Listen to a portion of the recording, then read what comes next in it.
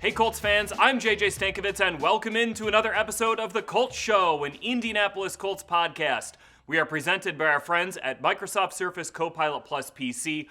Interesting episode coming up today. I had a great chat with the Dean of the Colts beat, Mike Chappell. And the reason why I brought Chapp on is because he is a Pro Football Hall of Fame selector. So he is a hand in the process that leads the Pro Football Hall of Fame to make their picks. And we talked a lot about Reggie Wayne. We talked a lot about Vinatieri. Incredible insight from Chapp into the process, why it's so hard for great players to make the Hall of Fame now. Really interesting insight there. Fascinating insight into if Reggie Wayne, not when, but if Reggie Wayne makes the Hall of Fame, which for my money is completely effing ridiculous that Reggie Wayne is a might, not a when. But that goes into the whole Hall of Fame selection process. A lot about Vinatieri in there. We also, since I had Chapp on, I had to ask him, what's the biggest sliding doors moment in Colts history? We had a good chat about that. So that's going to be coming up here on the podcast. Real quick, though, I just want to say, if you've listened to the podcast, if you watched the podcast over the last couple of weeks, months, since we started it in April, thank you. It's been a joy putting these things together, getting them out to our fans, having, great guests on, whether it's current players like Daniel Jones, Alec Pierce, Kenny Moore II, Grover Stewart was awesome back in training camp, current players, former players like Vinatieri, who was on the pod last week. I had Shaq Leonard on recently. It's been a ton of fun putting this thing together. We're going to continue the podcast in the offseason, still every Tuesday, every week. It's not going anywhere when the Colts season does come to an end on Sunday. And just one other thing, if you're a fan who did go to any games at Lucas Oil Stadium this year, thank you for being the best fans in the NFL. I know I've said it a couple times on the pod, but I get to travel to all these away games. I've been to 31 of 32 NFL game experiences now. The only one I've yet to do is Cleveland somehow. And I got to say, Colts fans you are the smartest, passionate, loudest fans. It's awesome to hit the third down and just feel the energy come up from the Stadium Bowl and make things really difficult for opposing offenses to hear. You guys rule. It's great. Being able to do the PA is an honor to be able to kind of have a small hand in the game day experience that we put on at Lucas Oil Stadium, because that is the best in the NFL, and it is deserving of the best fans in the NFL. So thank you for everyone who made it out to Lucas Oil Stadium this season. We'll see you again back in downtown Indy in 2026. But again, great episode coming up with Chapp today. Let's get to it right here, right after these messages. The Colts Show is presented by Microsoft Surface Copilot Plus PC, where every day is game day. Greatness in the NFL starts long before kickoff. It's built in the quiet hours of preparation and the discipline to turn insights into action. The Indianapolis Colts rely on Microsoft Surface Copilot Plus PCs to turn preparation into performance. With real-time AI-powered insights right on the sideline, coaches and players can make smarter, faster decisions when it matters most. From the field to the front office, Microsoft Surface Copilot Plus PCs are transforming how the Indianapolis Colts prepare, strategize, and win. This isn't just about football. It's about unlocking potential wherever the game is played. It is my pleasure to be joined here on the Colts Show by Mike Chappell, longtime Colts beat reporter, Hall of Fame selector. We got a lot to get in here, Chapp. It's coming. It's every year you think we got this class done, and then we can take a breath. But it takes like a month off, and then we start working on the next class of Hall of Fame possibilities. So we're taping this before we know who the Pro Football Hall of Fame class of 2026 modern era finalists are. We don't know if Vinatieri and Reggie Wayne are going to be part of that list. Or Robert Mathis, who's been a semifinalist in every year of eligibility. But let's just talk about, I want to talk about the process before we talk about the cases for those guys. Reggie Wayne has not got in 6 years being a finalist, first 6 years of eligibility. Vinatieri was not a first-year ballot Hall of Famer. Right. Can you explain to me the process to cut down from the semifinalists to the finalists, and then from the finalists to ultimately the players who are selected to go into the Hall of Fame each year? As I say, it starts back in whenever it was in March or April. We get the list, and we add. I could nominate anybody I wanted, and they're on the initial list. But then we get the list, and it's paired to 50, and then, like I say, recently it was paired to 26, with a tie. And then 25 when Philip Rivers came out of retirement. Right, that's right. So which was an oddity, and then the cut, which we've already voted for to 15, actually 11 because 4 guys who made the final 7 last year. Here we are in the weeds. 4 guys who made the final 7 last year but didn't make the Hall of Fame are automatically on the list of 15. Adam Vinatieri, Luke Kuechly, Torrey Holt, and I think Willie Anderson. Okay, so Adam Vinatieri is a finalist. Correct. Okay. Correct. Automatically. Yeah. So right. so he's got that, and then Reggie should be. He should be. Again, you're voting on 11 guys instead of 15, but and then when we get in the room in January, it'll be probably another Zoom meeting, but then you get a list of the 15 modern era guys, and you cut that to 10 through the vote on elimination.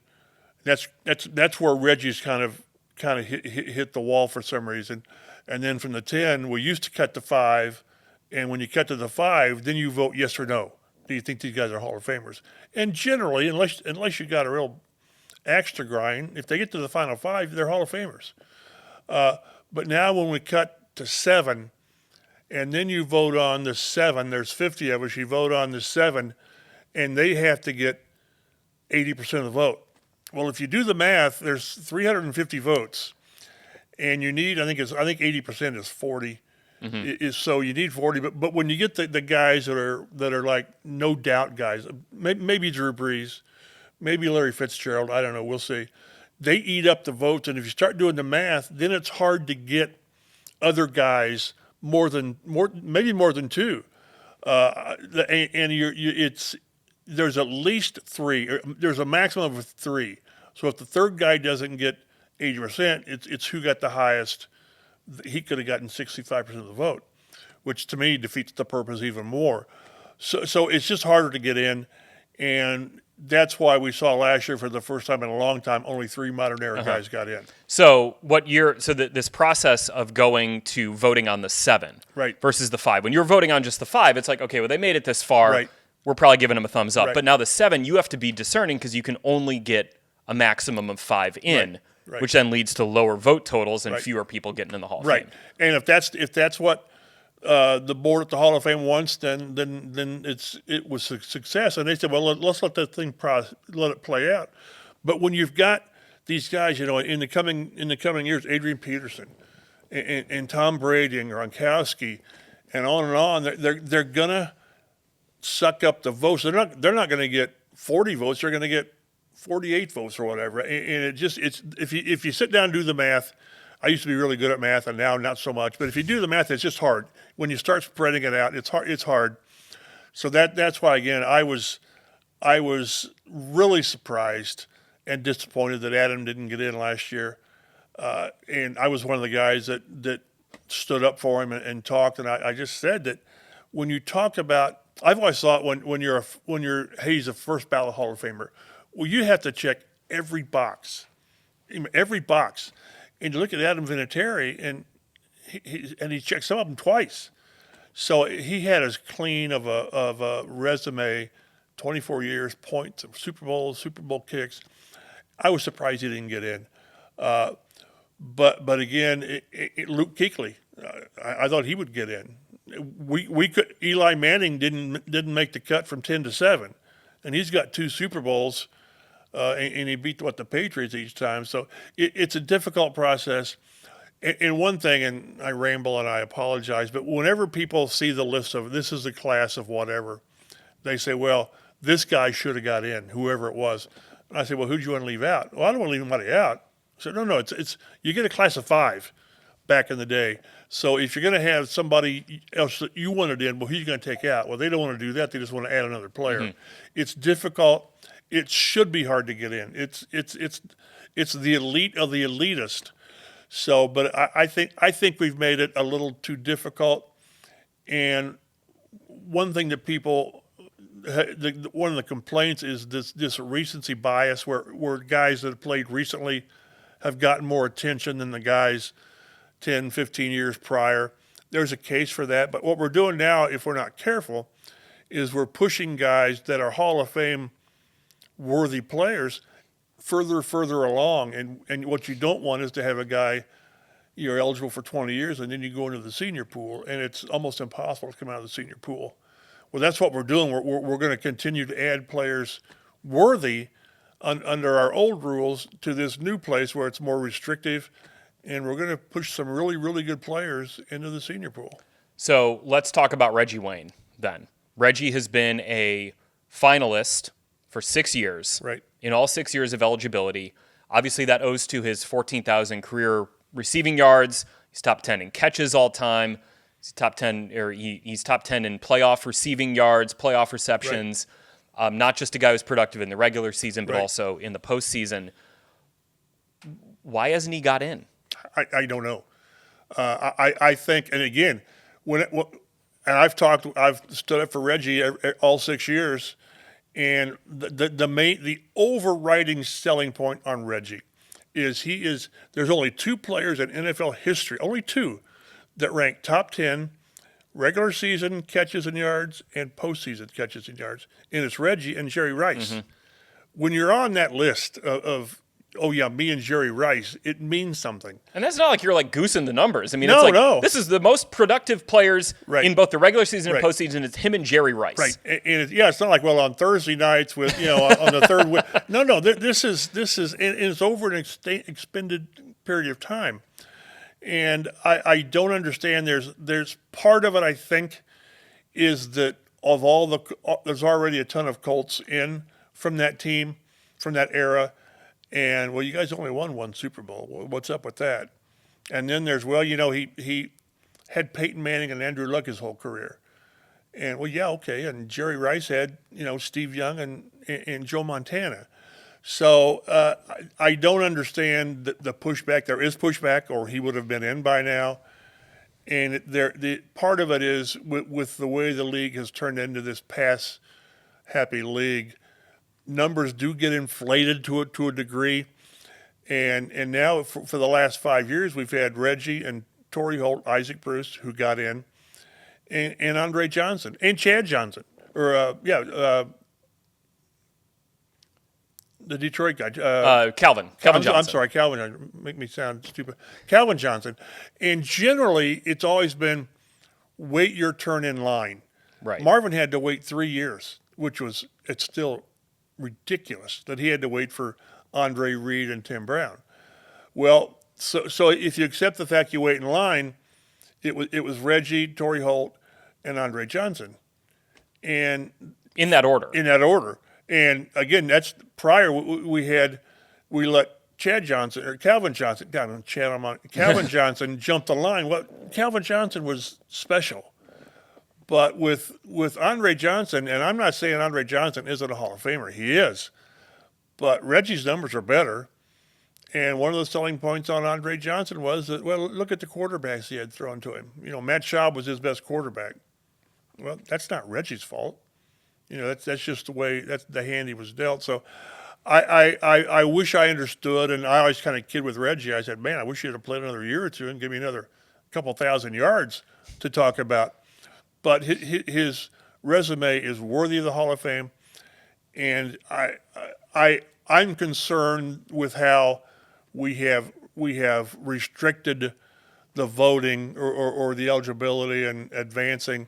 It's going to make it hard for the Reggies and the Torrey Holts and others to get in, and I don't think it's going to change anytime soon. So we'll see how this thing plays out. So there's a lot to unpack there with. Like Reggie specifically, and the whole he had Peyton and Luck thing. To me, you can't separate the quarterback from the receiver. Yes, Peyton Manning was a singularly great quarterback in NFL history, but he had singularly great receivers in Marv and Reggie, and obviously Dallas Clark, is part of that as well. Look at Mahomes this year. Mahomes did not have a singularly great receiver. That team missed the playoffs. Right. I mean, to hold Reggie's production against him almost is just ludicrous to me. And okay, sure, Torrey Holt had Kurt Warner, right? Okay. How can you separate a Hall of Fame quarterback and Kurt Warner from his Hall of Fame receiver in Isaac Bruce and a guy who should be in the Hall of Fame in Torrey Holt. Like Andre Reed had Jim Kelly. I Yeah. mean, Michael Irvin had Troy Aikman. Jerry Rice had Joe Montana. Right. So, and one of the things with Reggie that I think people don't give him credit for is, if you remember when they were transitioning from Peyton to Andrew Luck, the 2011 season was just awful because of circumstances, and Reggie had like 968 yards. Yeah. Because he had a string of 1,000-yard seasons, and it was broken. I always said that when you consider it was Kerry Collins and Orlovsky and Curtis Painter, they should have had one of those analytical things where they can adjust careers or seasons, and he's got 1,200 yards instead of 960. But then the first year with Andrew Luck, he had 1,300 yards or so. That's with the rookie quarterback. Right, because the Colts knew, remember, they had a chance to either sign Pierre Garçon or Reggie. And they decided that Andrew Luck needed a guy he could just depend on would be there. And it was Reggie. And one of his best seasons, or one of his best games, was like Luck's rookie year with Green Bay when Chuck was out with leukemia. Mm-hmm. Yeah, the Orange Gloves game. Right. Yeah. So I wish people appreciated Reggie on his own. Well, he had Peyton and he had Marvin. Well, the fact he had Marvin probably took numbers away from him. So I hope it's not a futile battle. I hope it's not. But Reggie Wayne belongs in Canton. He does. And I wish there was enough support nationally. Speaking with the Hall of Fame, I was surprised. I'm not surprised Dwight Freeney got in his second year. I was surprised. And locally, we knew how great of a player he was. We saw it every game all those years. I was surprised nationally how much Freeney was regarded as a great player. More so than it was locally, and we know how people felt about him locally. So Reggie hasn't reached that level yet, and I don't know why. He did things the right way. He's doing things the right way. He's paying it forward by being a position coach. I don't get it. But and Torrey Holt's in the same position.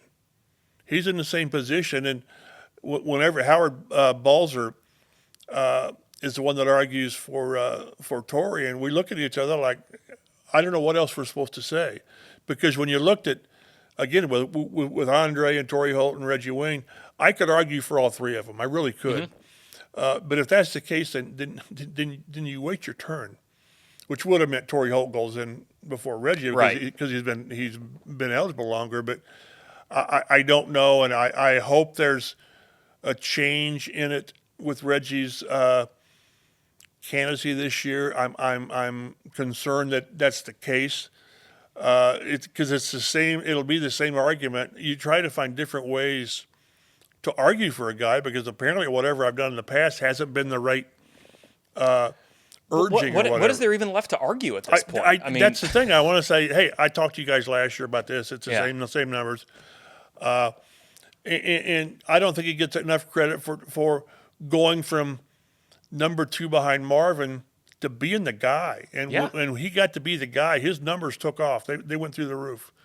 So I don't know. I don't know what the pushback is with Reggie. There is nationally some level of pushback, and I don't know what it is. The two other things here about, passing numbers are being inflated as these guys are coming into the pool. Right. Well, like when Reggie got in the league, it was not a passing league. It was still very much run-oriented. You would have your teams that would pound the ball 280 times to the same running back, averaging 3.8 yards per carry. Edgerrin took reps away from these guys. Absolutely. And now, like Reggie Wayne's numbers at 14,000 yards still stand among the best in NFL history, despite him doing it in an era that, toward the back end of his career, it became more of a passing league. But the meat of his career was in, and then the other part of it is this Colts fatigue that you talked about. Where, the Colts only won one Super Bowl. Well, are we, the New England Patriots of that era are one of the greatest franchises that's ever been assembled in NFL history. Right. Were we holding guys who didn't break through in the 70s against the Steel Curtain? I know. I don't know. It's that's why I say there's a lot of things that go into it. I do think there's a little bit of enough. You've got enough guys in. Whereas maybe the great teams from Denver, they don't have a lot of guys in. It's definitely a Pittsburgh and Dallas dominated, because they had some great teams and some great players. But that doesn't mean you don't hold it against Reggie, because Marvin got in and Peyton got in and Edgerrin got in and Freeney got in and Bill and Tony. Let Reggie stand on his own, and don't hold it against him that, for most of his career he had an elite quarterback throwing to him. Well, you still had to do your job. So, and again, after Marvin left, Reggie was pretty much on an island. I mean, there weren't a lot of great receivers alongside. Unlike Marvin, who had Reggie didn't have that guy to take a lot of the pressure off, which means people are focusing on you, and you still come up with 1,300 yards. Yeah. Let's talk about Adam Vinatieri, who we just had on the podcast here last week. The greatest kicker in NFL history, I think, bar none. Right. Most points scored in NFL history, as you mentioned previously. 2 game-winning kicks in the Super Bowl. Hit a number of other kicks. 4-time Super Bowl champion. Right. Why? I mean, was it as simple of an issue as the Hall of Fame saying, we don't want to put a kicker in first first ballot? More so, I think it's the fact that we reduce the process. It goes back to that process. I believe so, because I really think if we're in the 5 guys get in, I think he's in. I really do. But he still should have gotten in. Doggone it, he just should have gotten in. Again, we were talking, and when you talk about clean resumes, it's that one. It's 24 years, most points regular season, most points postseason. The 2 Super Bowl kicks that he won, with the kicks that he won, and I, if you talk to Adam, his 2 best kicks, without question, were in the Tuck game. Yeah, against the Raiders, and in the blinding snow. And what happens if he doesn't kick those? That was the first Super Bowl win for this Patriots run. They probably get on a run maybe a year later, but you don't know. Mm-hmm. And for one player to have that many defining plays, and if this was, and I even said this, if this is any other player at any other position, he would have gotten in, and it would have been almost unanimous. But there is that kicker, there is that special teams stigma to this. Yeah. Which is, Ray Guy is the only punter in. Right. He got in through the seniors process. Mm-hmm. I always argued that I didn't care who the best punter was. Hunter Smith, Chris Gardner, I don't care who. He should be in the Hall of Fame. Instead of putting in a 10th or 11th guard or whatever, it should be, every position should have their best guy in. That was it took the senior process. With Vinatieri, it took Morton Anderson 7 or 8 years to get in. And I just think with Vinatieri, I didn't understand it because, again, when you say all-time anniversary team, yep. If you start today and you pick a team to go into the Super Bowl, a 53-man roster, who are your quarterbacks? Okay, Peyton and Brady or Montana or Unitas, whomever, and you can go down left tackle, and the kicker, it's Adam Vinatieri. Mm-hmm. It's not even Adam or no, it's Adam. It's not like there's no or. So I didn't agree with that. I think he would have got in if it was a 5 individual class, but it's just so he had both things going against him because there is it took Devin Hester 3 years, 3 years to get in. So it's but when you do what Vinatieri did and a kicker, we know, we've seen how the tolerance level of teams with kickers have a couple of bad weeks and there's somebody else in here, and that was never the case with Vinatieri. I wish Vinatieri's career had ended on a stronger note, although that's not even remotely in the discussion of why he didn't get in. But body of work, I find something that you didn't agree with. One of the knocks on Reggie that I almost went ballistic on in the meeting is someone pointed out that, in that 2010 playoff game with the Jets, he had like 1 catch or no catches, whatever it was, for 1 target against the Jets in Peyton's last game. And they said, how can a Hall of Famer have such a game? And I said, well, I don't know, Brett Favre threw like 5 or 6 interceptions in a playoff game against the Rams. And he said he would have thrown more if he had more time. So, this isn't a one-game thing. It's the body. He played in 211 games. Right, What? right. So that's why I say that's when you're nitpicking. That's when there's some sentiment. I don't know what it is against Reggie. I get back to Reggie. He's not a bad guy. He's a great guy. He's great to talk with. And, oh, by the way, he was a great player. And that's getting back to Vinatieri. I don't know. I don't know what your beef is.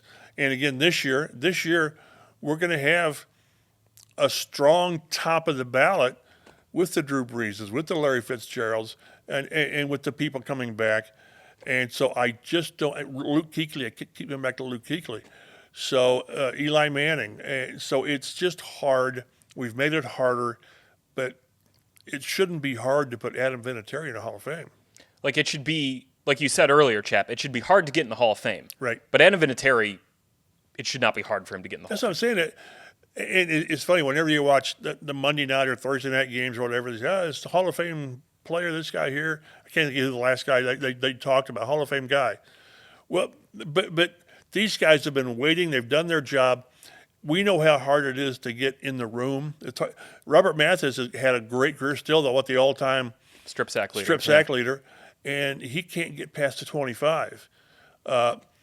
So I don't know, but with Vinatieri, this is why are we complicating things? And everyone agrees that he's the greatest kicker, the greatest clutch kicker. If you have one kick in the big game in his prime, I'm not saying now, obviously. It's not like he's coming out of retirement and kicked for the Colts along with Phillip Rivers. but if you had that one kick, he would be Vinatieri. And it's like, or no, it's not. It's like Vinatieri. So I don't know why we've made it more difficult than it needs to be. I hope it's rectified this year. I'm skeptical, but I hope. And as much as I want Reggie, and Reggie deserves to be in, Vinatieri, for crying out loud, what do you want from him that he didn't give you? Yeah. We're sitting here right now, if you had to take a guess for this year's Hall of Fame class, just give me a rough idea, like in your head, of who you think is in this year. Well, again, it's with the voting, and I keep coming back to that because it's such a determinant. I think Drew Brees, everything you hear, everything here nationally is like, of course he's in. Mm-hmm. Okay, and he had the great career, and he's at the top of most of the all-time charts. And if Hank Baskett doesn't botch that onside kick, we're having a different discussion. Doggone it! I mean, we are. But similar to like the Rivers discussion almost. Of yes. Like, he never won the big one. It's amazing. We go down rabbit holes. It's easy to do. We sort of set the floor with Dan Fouts and Warren Moon as far as quarterbacks. Mm-hmm. And Rivers' numbers are so much better. Astronomically better. So and they all had the same success in the Super Bowl, which is none. So, but I think Brees gets in. I do. I think Larry Fitzgerald gets in. His numbers are right by, I mean, it's Jerry Rice and then it's Fitzgerald. And he had that great postseason. Then I don't know. I hope it's Vinatieri. I do. I think some guys it's going to take some more time. Reggie, and I wouldn't want to be the one to say, Reggie, no, just be patient. He might smack me. As good as Reggie and I have a relationship, he might smack me. But that's the bad part is when you tell guys, maybe next year's your year. There was a stat that you pointed one earlier, but there's a stat that when you make the final 15, like 85% of the guys eventually get in. Well, I mean, it's to say eventually and tell a guy to wait 8, 9, 10 years. Remember Edgerrin, he got tired of what he called a dog and pony show. But he said once he got in, he might have gotten in his 6th year, 7th year. He said, once you're in, you're in. But it's the journey to get in. And to have, it's a great honor to make the final 15, it is. But at some point, the frustration level, and we've had a few guys in the Hall of Fame process that basically told the Hall of Fame that, Quit putting me on there. I'm done with it. But that's really, really rare, and it doesn't matter. If you're voted on, you're voted on anyway. I don't want Reggie to get to the point that he just says, I'm done with it. Forget about me. Because what you got to do is you just keep knocking on the door. It's like the playoffs. You keep knocking on the door, and then you get in, and then we'll see what happens. But once you're in, and the wait won't matter. That's such a shame, though, that the process becomes this crowning achievement of your life that then almost becomes like you're exhausted at the finish line of a marathon. Like to me, that's not how it should feel in terms of getting in the Hall of Fame. But if you're not a first ballot or second year guy, you're going to wait. Yeah. Most guys wait. And again, the problem we talked about the recency bias on things is we're so fresh in our minds about what Breeze did and Fitzgerald and in my mind Luke Kuechly and Vinny. And Reggie's been gone for a few years now. His last year was 2014. 10, 11 years ago. So but that's why it should come down to your body of work. What did you do when you played? And he was at the absolute top of the list when he played, as was Vinatieri. And I said it's almost more impressive. It's as impressive with the kicker because how quickly teams get off kickers. And nobody got off Vinny. He told me on the pod last week that he went 1 for 4 in his second career game, and Parcells the week after goes, yeah, our kicker's week to week. and that's how a lot of kickers are. Yeah. But once Vinny established himself, one of the big moves that Jim Irsay made was signing Vinny away from the Patriots in 2006, and what was it, the second round game playoffs in Baltimore? The Ravens, yeah, he scored every point, 15-6. And when you do that, I mean, when you point to games, and it's not like that was his biggest game. It wasn't. There was again all those other ones. I wish the defining factor was body of work. And somebody said it, and it's over dramatic, but can they tell the history of the NFL without this guy? With Vinny, you can't. Yep. I mean, 95% of the guys you probably can tell the history of the game. Kurt Warner, you can argue whether he's a Hall of Famer, but his story, and it's hard not to tell the history of the league without Kurt Warner and what he did. But it shouldn't come to that level. You should be able to have the kind of career that Reggie had, and certainly the kind of career that Vinny had. And said, yeah, of course, Reggie's not in the Hall of Fame yet. Are you serious? No, I'm serious because for whatever reason, he hasn't got enough national support. Hopefully that's still to come. Before I get you out of here, Chapp, I want to kind of leave the Hall of Fame discussion to the side because you are one of my favorite people to talk football with because you have this encyclopedia of knowledge of the game dating back to when the Colts arrived here in '84. Right. And you've literally seen every single moment of the Indianapolis Colts as a franchise. Right. I brought this up to you in the media room before we recorded the pod that I wanted to talk about maybe like the biggest sliding doors moment in Colts history that isn't Andrew Luck retiring. I think that's the one that you can easily point to and say, well, if this doesn't happen, this. Right. Give me your biggest sliding doors moment of, this happens and it leads to all this versus if this doesn't happen, it leads to all of this in Colts history. Well, it's December of 1997, and the Colts go the last weekend of the season. The Colts go to Minnesota with Jim Harbaugh, and would have won the game. The Colts would have been 3-12 at the time, I guess it was. They were, yeah. And if they win the game, which they would have won if Jim Harbaugh stayed healthy, and he just got the beat Jesus knocked out of him. I mean, he left the game twice or whatever, and they bring in Kelly Holcomb, God bless his soul, because Kelly was a pretty good backup quarterback. Not that day. He had 10 drop back situations, and he had 3 interceptions and two fumbles, 2 sack fumbles, and 2 lost fumbles. So the game got away because of he turned the ball over on half his dropbacks. Right. Not good. I don't care whatever analytics you use. So the Colts get beat, 39-20 something, whatever, to go to 3-13. But what they had to have happen also was Arizona was trailing 26-14 to Atlanta. And in the fourth quarter. And Jake Plummer throws 2 touchdown passes, and Arizona wins. And so if Arizona loses, Arizona has the first pick. The Colts probably drop the 3 We were looking, I think 3 or 4. Yes, they would have been picking probably behind the Chargers.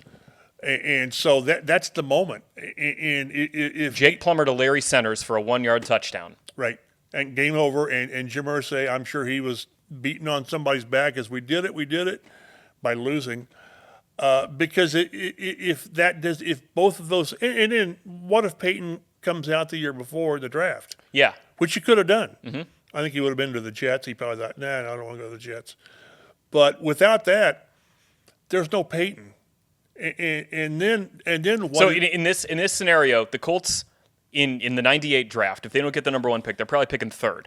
And you might take Charles Woodson, maybe, right? Or Wadsworth. Curtis Enos was a top 5 pick that year. But who's your quarterback? And as we've seen through the years, without a quarterback, it's just hard to win. So, and again, that's when the dominoes start falling, and Peyton shows up. And I've always said what Bill Polian's 2 biggest moves was Peyton number 1, and Edgerrin James number 1 the next year. And it could have been Ricky Williams. It could have been Ryan Leaf and Ricky Williams. Yeah, right. And then where are you? Well, we might not be sitting here now. I truly believe, with nothing to support it, that if Peyton's not here, and everybody around him, because it was a great team with great players, if that doesn't happen, how does Jim Irsay keep this team in Indianapolis? I don't know. Because as much as he was committed to Indianapolis and making it work and resisting the urges that were always there to move the team to L.A., or somebody even mentioned Cleveland, or when Cleveland left, when the Browns left Cleveland. That was probably some spiteful person in Baltimore. Right. And they're still there if they're alive. They are. So, but would this team have had a level of success? Would there be Lucas Oil? There certainly wouldn't be a statue out front. So, and what would that have done to the growth of the city, which has really taken off? And maybe it would have without the Colts still being here, but being part of the NFL just makes you different. It just, people hate to hear it, but it does. You're just different, and that's not to throw shade on the Pacers at all. So what Peyton was able to do was able to allow the team to do, adding Edgerrin and then Freeney and Mathis and Reggie, Dallas Clark, on and on and on. And what the decade of the 2000s was amazing. But if not for those 2 games, what? I mean, where are you? And it's one of those really interesting things to talk about, because it would have not have been the same. Things would have been different. Absolutely. Mike Chappell, it's always good talking with you. Fox 59, check out his work there on Fox 59's website. The Dean of the Colts Beat and a Hall of Fame selector, Mike Chappell, thanks for joining me here on The Colts Show. My pleasure. Back here on The Colts Show, we are presented by Microsoft Surface Copilot Plus PC. Greatness in the NFL is built on preparation and quick decisions. That's why the Indianapolis Colts trust Microsoft Surface Copilot Plus PCs, bringing real-time AI insights to the sideline so coaches and players can make smarter, faster decisions when it matters most. From the field to the front office, Microsoft Surface Copilot Plus PC is transforming how the Indianapolis Colts win. Microsoft Surface Copilot Plus PC, where every day is game day. Thank you for listening. Thank you for watching this episode of The Colts Show. We'll be back next week here on The Colts Show, presented by Microsoft Surface Copilot Plus PC. Talk to you then. So long.